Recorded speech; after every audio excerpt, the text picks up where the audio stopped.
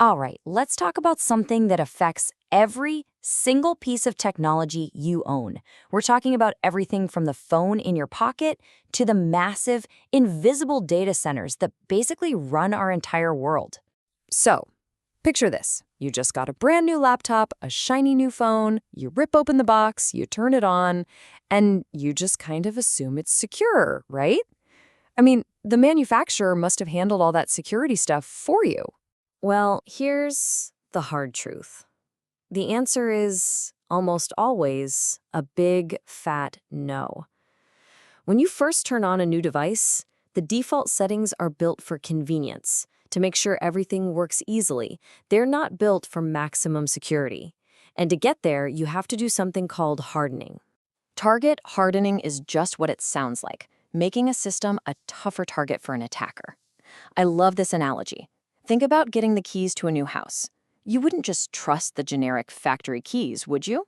Of course not. You change the locks immediately. In the digital world, hardening is the exact same thing.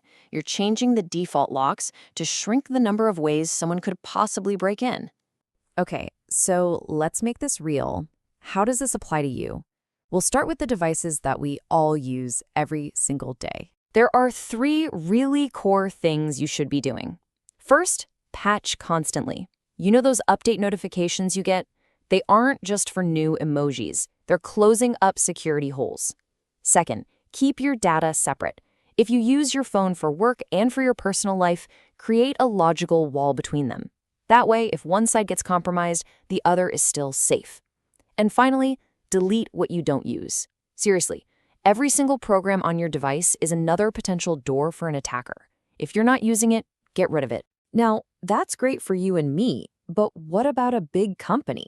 How do they enforce these rules on hundreds or even thousands of phones? Well, they use something called a mobile device manager, or MDM.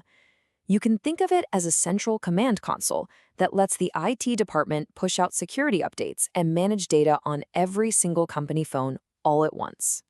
And this MDM software is absolutely essential for the 2 main ways companies handle phones these days.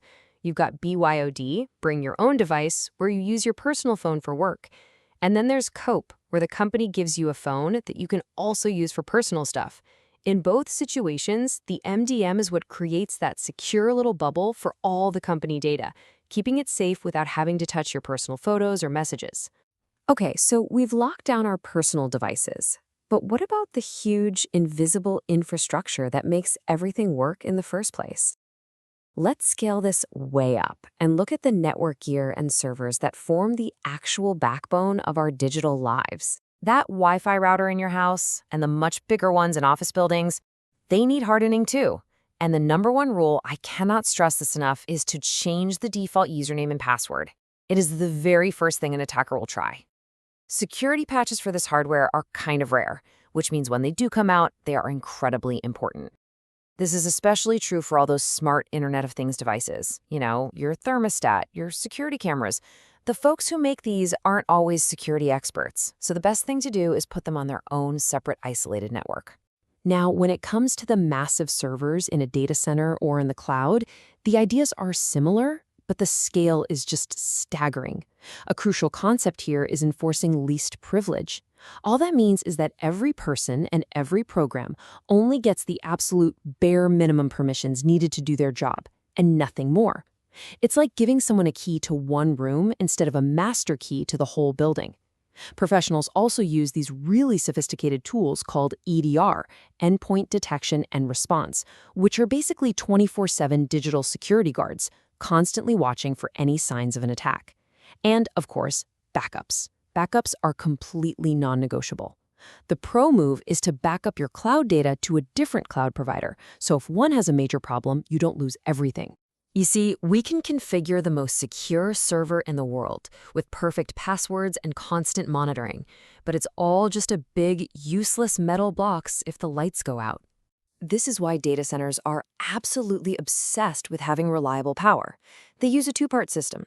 For a quick flicker or a short outage, an uninterruptible power supply, or UPS, kicks in instantly. It's basically a giant room-sized battery.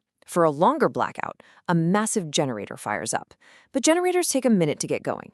The UPS is what bridges that critical gap, ensuring the flow of electricity never, ever stops. But for the most sensitive systems you can possibly imagine, I'm talking power plants, water treatment facilities, major manufacturing, they go to an even greater extreme.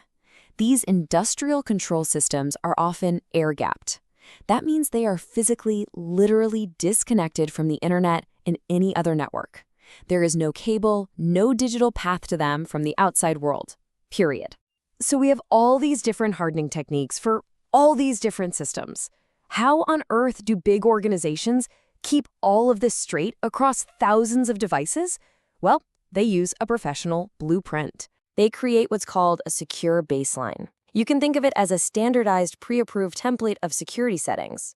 Before any new server or computer is put into service, this baseline is applied to it.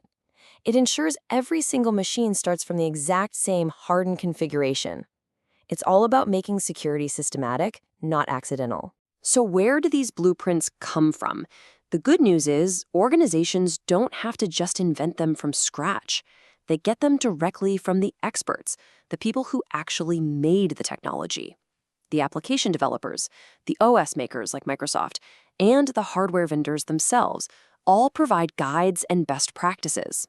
And what's really important to understand is that a baseline is not a set it and forget it kind of thing. It's a living process, a continuous cycle. First, you create the baseline by pulling together all those best practices. Then you deploy it, often using automated tools to push it out to thousands of machines at once. And then you constantly audit and update, making sure the settings haven't been changed and updating the baseline itself whenever new threats pop up. So, why do all this? Why go to all this trouble? Well, it really comes down to this one simple, powerful idea. Every single piece of software is a potential doorway for a vulnerability. Hardening and the baselines that enforce it are all about systematically closing as many of those doorways as possible before an attacker even starts rattling the knobs. You know, it's one thing to think about your own phone or your laptop, but our modern world, everything from traffic lights to financial markets to the equipment in our hospitals, it all runs on millions of these hidden embedded systems. And that leaves us with a final and pretty critical question. Who is checking their baseline? Thanks for joining us.